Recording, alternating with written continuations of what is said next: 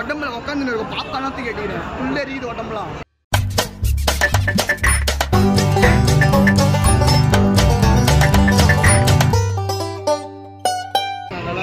First time பார்க்குற மாதிரி first time தேட்டரில் பார்க்கல, மிஸ் பண்ணியாச்சு. ஃபோனில் தான் பார்த்துருந்தோம். இப்போ தேட்டரில் பார்த்து நல்லா இருக்கு, ஹாப்பியாக ஃபீல். இந்த அளவு ஹாப்பியாக இருக்கும், நல்லா இருக்கு ப்ரோ. விஷயம் விட்டுருக்காங்களா அதே இதே கம்பேர் பண்ணும்போது எது ரொம்ப ரெண்டுமே நல்லா தான் இருக்குது. குறைதான் சொல்ல முடியாது. ஒன்று சொல்லுங்களா இதுதான் ப்ரோ. ஆனால் அந்த கிளைமேக்ஸில் அந்த சீனை மிஸ் பண்ணுறோம். ஆனால் தனுஷோட டைலாக் மிஸ் பண்ணுறோம், அவ்வளோதான். நல்லா இருக்கு, சூப்பராக இருந்துச்சு. நீங்கள் 12 வருஷத்துக்கு முன்னாடி அந்த வருஷம் பார்த்தீங்கன்னா அதோட இதெல்லாம் சூப்பராக இருக்கு. உங்களுக்கு என்ன பிடிச்சிருக்கு தனுஷ் மாதிரி யாரும் நடிக்க முடியாது நான் ஒரு மாதிரிலாம் என்னமா லவ் பண்ணுறாங்க.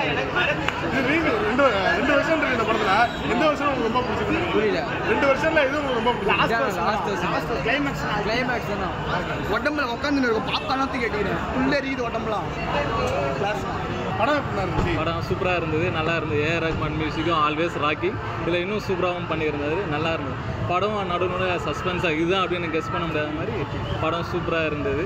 தனுஷ் சார் நல்லா பண்ணியிருக்காரு. நீங்கள் பழைய வருஷன் பார்த்துருக்கீங்களா சார்? பார்த்துருக்கேன். அதுக்கு இதுக்கு கம்பேர் பண்ணும்போது எந்த அளவு டிஃப்ரென்ஸாக இருக்குங்க? அது ஓகே, பட் அதோட இது கொஞ்சம் இப்போ அட்வான்ஸ் ஏஐ மாதிரி பண்ணி இதுவும் சூப்பராக இருந்தது. ஃபேமிலியும் பார்க்கலாம், நல்லா இருக்குது. பழைய படத்துல என்ன மிஸ் பண்ணுறதா நினைக்கிறீங்க? அதனோட எஃபெக்ட்ஸு அந்த இதெல்லாம் வந்து இதில் கொஞ்சம் நல்லா இருந்தது. எஃபெக்ட்ஸ்லாம் நல்லா இருந்தது, சூப்பராக இருந்தது, பார்க்கலாம், ஃபேமிலியோட போகலாம். ஆமாம், அது என்னென்னு பார்த்தீங்கன்னா அதோட இது ஒரு அளவுக்கு ஓகே, நல்லா இருக்குது, பார்க்கலாம், ஃபேமிலியோடவும் பார்க்கலாம், குழந்தைங்களோடவும் பார்க்கலாம். அது நல்லா இருக்குது. படம் எப்படி நல்லா இருக்கு ப்ரோ? படம் ஆல் டைம் கிளாசிக் ப்ரோ. எத்தனை வாட்டி பார்த்தாலும் சலிக்காத படம் ப்ரோ. எத்தனை வாட்டி வேணாலும் பார்க்கலாம். அந்த ஏஐ கிளைமேக்ஸ் மட்டும் அவாய்ட் பண்ணிக்கலாம். நிறைய வாட்டி பார்த்த படம் தான் ப்ரோ. தேட்டரில் பார்க்கும்போது அந்த எக்ஸ்பீரியன்ஸ் இன்னும் கொஞ்சம் நல்லா இருக்கும் ப்ரோ. ஏஆர் ரஹ்மான் மியூசிக்லாம் செதுக்கிருக்காரு படத்தில். தனுஷ் ஆக்டிங் சொல்லவா வேணும். அவர் இந்த மாதிரி ரோல்ஸ்லாம் அந்த அவருக்கு ஏற்ற மாதிரி தான் பண்ணுவார், நல்லா இருக்கும். உங்களுக்கு என்ன அளவு ஏன் டிசப்பாயின்மெண்ட் பண்ணுவீங்க? ஏன்னா அந்த படத்தோட இதுவே சோலே போயிடுது ப்ரோ. அந்த ஏஐ கிளைமேக்ஸால் டேரக்டரே அந்த இன்வால்வ் ஆகணும் ப்ரோ அந்த படத்தில் ஏஐ வச்சு பண்ணுறது. அதனால அது அவாய்ட் பண்ணிடுவோம். இதில் என்ன மிஸ் பண்ணுறீங்க இந்த படத்தில் பழைய வருஷத்துக்கு? அதே தான் ப்ரோ, கிளைமேக்ஸ் தான் ப்ரோ. கிளைமேக்ஸில் அந்த டைலாகு அந்த இது தான். படம் நல்லா ப்ரோ இருந்துச்சு. ஆனால் கிளைமேக்ஸ் மட்டும் கொஞ்சம் அந்த ஒரிஜினல் கிளைமேக்ஸே வச்சுருந்துருக்கலாம்னு தான் எனக்கு தோணுச்சு. ஏன் உங்களுக்கு டிசப்பாயின்மெண்ட்டாக இருக்கா? கிளைமேக்ஸ் மாற்றினது மட்டும் டிசப்பாயின்மெண்ட். அது ஏன்னா ஒரிஜினல் அந்த கிரியேட்டர் வந்து அவர் நான் நேற்று தான் அவரோட போஸ்ட் பார்த்தேன். அவர் என்ன சொல்லியிருந்தாருன்னா அவர் கன்செப்ட் பண்ணாமலே இது கிளைமேக்ஸை மாற்றிட்டாங்க. இது ஒரிஜினல் அவரோட ஒரு ரைட்டிங்கை இது வந்து கொஞ்சம் அசிங்கப்படுத்துகிற மாதிரி இருந்துச்சு.